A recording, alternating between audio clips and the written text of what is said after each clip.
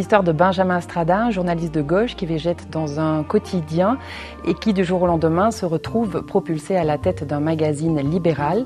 Il doit ménager ses propres intérêts ainsi que ceux du journal, ce qui n'est pas évident pour un homme comme lui qui est assez entier. Et donc on assiste à la chute de Benjamin Strada avec en parallèle l'ascension de Nicolas Sarkozy au pouvoir.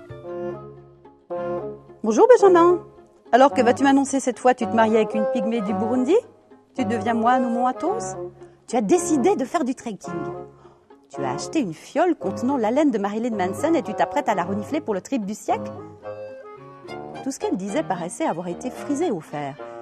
Quand j'écoutais parler mes autres amis, leurs phrases me semblaient toutes plates, leurs mots se contentaient de pendouiller dans le vide.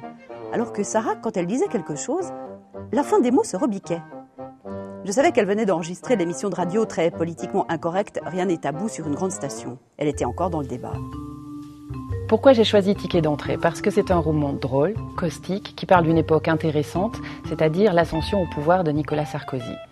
Ce livre a été mitraillé par la critique parce que Massé Scarron, d'ailleurs l'a reconnu, a plagié deux auteurs américains.